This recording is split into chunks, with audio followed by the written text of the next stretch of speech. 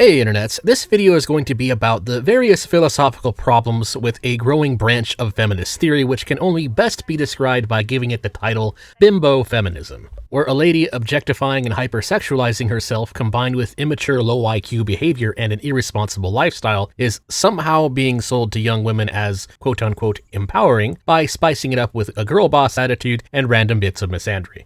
As completely ridiculous and kind of silly as that sound, it's actually completely serious, and it's also kind of a little bit fascinating. Because it completely turns normal feminist theory and philosophy on its head, where instead of a woman gaining quote-unquote empowerment by being treated as equals, or at the very least as standard feminist theory pretends to be that, Bimbo Feminism takes a completely different approach, or as one of my commenters on X put it, I can signal as much dumb bimbo energy as possible and get away with it because of the sexual power I hold over you. Or really just society as a whole. Or in other words, Bimbo Feminism seeks quote-unquote empowerment, again, by maximizing the female leniency bias, where women are socially granted a greater level of pseudo-freedom by virtue of pretty privilege and thus getting away with having less responsibility, reduced expectations, and of course significantly reduced consequences for one's actions. Now, the obvious irony and contradictions that one could immediately see in Bimbo Feminism is that it effectively concedes that men and women are not the same, and doesn't really seek or claim to want equality, but is instead more or less an ideology of I want to do whatever I want, ethics be darned, effectively seeking an endless party girl lifestyle, as opposed to growing up and being taken seriously in society as anything more than just a silly, mindless sex doll, effectively, thus contradicting everything feminists would normally claim to stand for. But here's the really interesting thing.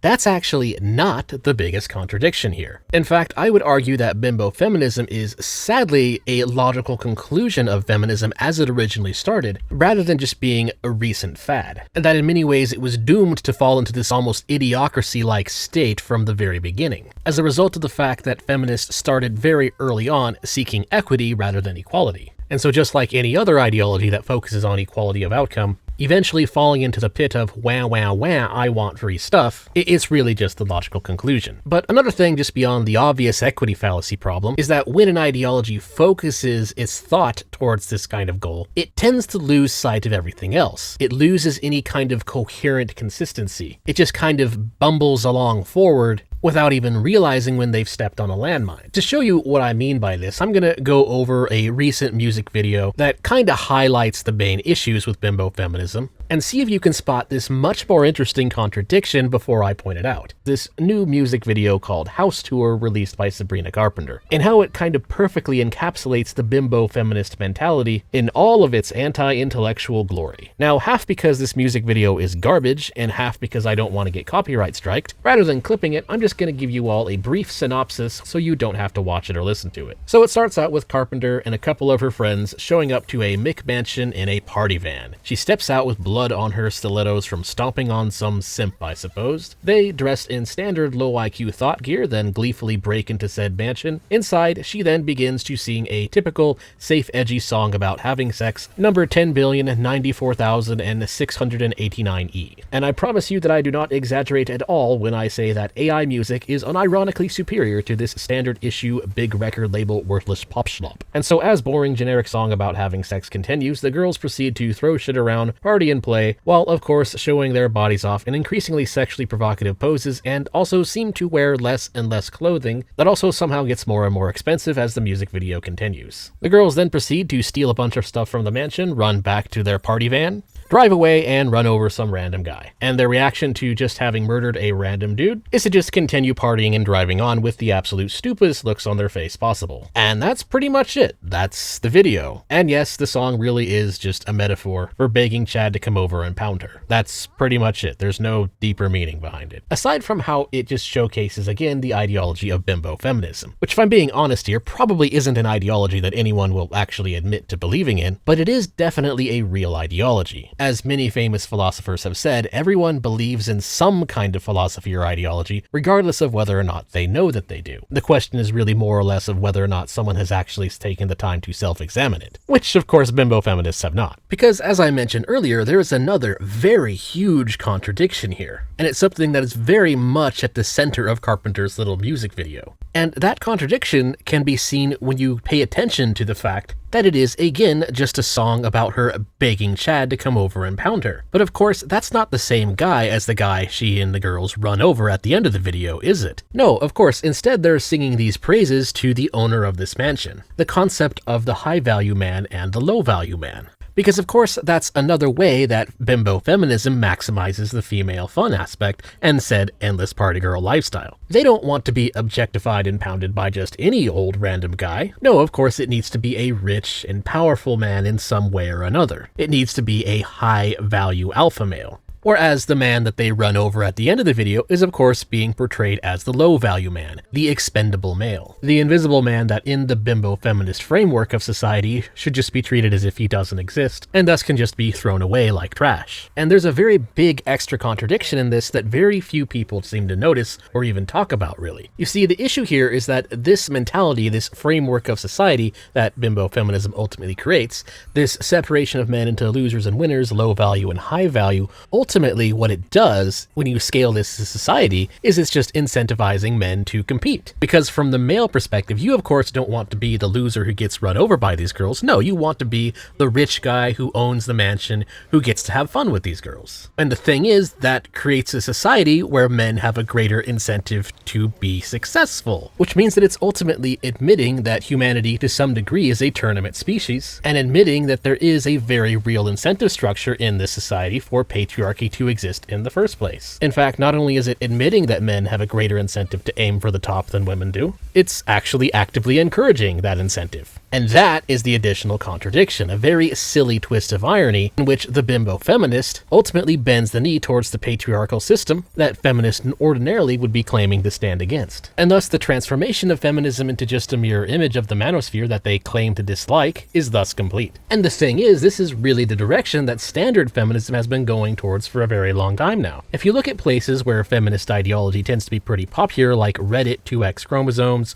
or Reddit female dating strategy, you will see this concept of the high value and low value male thrown about all over the place. And of course with it, the obvious reality that men and women value different things. Because again, as obvious as it sounds, it needs to be stated, men and women are not the same, and that's kind of the issue with feminist philosophy. Feminism, honestly, in my opinion at least, could have been a successful philosophy if it trashed tabula rasa from the start. But because it doesn't, because it tries to have the benefits of tabula rasa without the consequences, it ultimately doomed itself to this pit of incoherence. Because what men value in women is more or less the female nature, health, beauty, and the ability to nurture. But women value the man's ability to move a mountain, with the high value man being the man who can move that mountain, and the low value man being the man who cannot. That's a bit of an oversimplification, but it's ultimately what it comes down to. When describing a high value man, it's almost always in how he positively interacts with society around him, in ways that bring value to his woman. And you can even see this in this relatively popular post from FDS. If a girl's greatest source of joy is traveling, getting overnight trains, and waking up in another country, exploring new cities on foot, making friends, etc., then the high-value man is the man who can make that happen for her, the man who can move mountains. Whereas men, we generally just want a pleasant, fun woman to be around. We generally don't expect women to bend reality for us. Our idea of a high-value woman is just a fun, intelligent, beautiful companion. And then we do the rest. And there's really nothing wrong with that. The point of the concept of the divine feminine and the divine masculine is that they are complementary to each other rather than competitive, instead competing internally with itself rather than the opposite. And feminists' failure to fully understand this has been something that they've been running into as a core problem for a very long time. Because standard feminist theory demands equity rather than equality, and equity cannot be achieved without force, feminists have always strongly relied on the force and dominance ability of the men at the top to enforce the praxis of their ideology. And thus, feminists, despite what they think and despite what they claim, have always been major proponents of patriarchy. And they've also always been massive statists, relying entirely on the force of the state to get what it wants, or as I've called out in some of my other videos, feminism in many ways is really just gender socialism. And you can really see how this extends beyond bimbo feminism by just looking at England right now. British schools implementing anti-toxic masculinity training, but this is, of course, just enforced by the state, with a man at the head encouraging it. as again, feminist theory entirely relies on patriarchy. The absurdity is thus laid completely bare. Here you have the patriarchy trying to tell young men not to join the patriarchy because patriarchy is bad, except when women want the patriarchy, which is necessary for the patriarchy to explain the badness of the patriarchy, so you better aim to be a better man, aka join the patriarchy. So it's just a complete and total obvious and ridiculous contradiction when you think about it for more than a few minutes. You see, the problem here that midwits like Starmer refuse to understand is that the so-called toxic masculinity issue with young men following Andrew Tate, those men are just following the incentives that were created by feminist ideology injecting itself into politics for the last 60 years or so in the first place. But of course they can't admit that the problem is a problem of their own making, and so this clown show is the best thing that they can come up with, while completely ignoring the real root of the problem, despite the fact that everyone can clearly see that that problem has already reached its absurd conclusions. Bimbo Feminism. Anyways, that's all I have to say. Don't forget to like, share, comment, and subscribe, and if you like my content, you can support me on Ko-Fi, Subscribestar, becoming a member of the channel, which gets you first dibs on my QA videos, or by just buying some merch, which, by the way, the Taxation is Theft sale will be ending once tax week has ended, so a link to that will be in the description below. But anyways, that is all. Thanks for watching. Till next time.